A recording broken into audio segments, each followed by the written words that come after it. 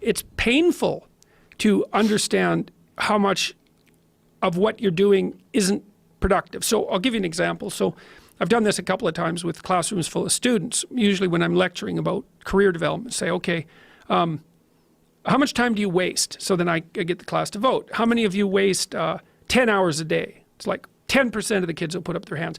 And it's interesting because I don't define what constitutes waste. I just ask the question. So they're diagnosing themselves, right? I'm not saying you're wasting 10 hours a day. I'm just asking. It's like, given your own attitude, how much time are you wasting? 10 hours a day. It's like 10% of the people put up their hands. Well, when you get to like 6 hours a day, 80% of the people put up their hands. So then we do the arithmetic. It's like, because I like doing arithmetic with people. People hate arithmetic, but I like doing it. It's like, okay, 6 hours a day. It's 42 hours a week. So let's call that a work week, 40 hours a week. So that's a work week. Let's say, what's your time worth? You're a university student. Well, it's certainly worth minimum wage, because obviously, but it's worth way more than that, because if you spend a productive hour when you're 20, then you gain the benefits of that hour for the rest of your life. So there's the compounding effect of time spent when we were young. So I say, well, let's assume your time's worth $50 an hour, which I think is an underestimate, but whatever. Let's call it 50. We could call it 25, but we'll call it 50. If that's $2,000 a week you're wasting. It's $100,000 a year. It's like, how much better would your life be if you weren't wasting $100,000 a year? It's like, what is that over 40 years? $4 million. It's like, you're rich. You don't even know it. Quit wasting time. By your own definition.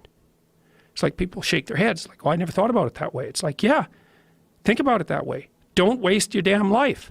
And then you think, well, why would people be resistant to that message? It's like, well, you really want to wake up and figure out that you're wasting half your life? And you know, when people do that kind of wasting, they actually hate it. You know, and I've had lots of people come to my clinical practice who were chronic procrastinators. You know, and so they're watching YouTube videos, say, but not ones that are good for them, although sometimes they will do that, but just browsing in that kind of mindless way that you do when you're not paying attention and you're trying to kill time. And people doing that, they feel bad, they get depressed, they feel anxious, they can't get away from it, they feel kind of quasi-addicted. That's what they're saying about social media now. It's a huge issue with young kids. Absolutely, but there's this feeling of kind of internal rot and corruption that goes along with it. It's like, yeah, well, you're wasting your life. It's like, so it's painful. It's painful to recognize that. Then it's painful to think, oh my God, look how undisciplined I am. I don't know anything. I can't use a schedule. I can't stick to a calendar. I don't have any aims.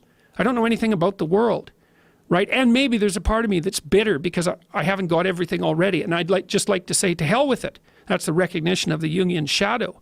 It's like, that's what makes you vicious and untrustworthy. All of that. No one wants to look at that. And no bloody wonder.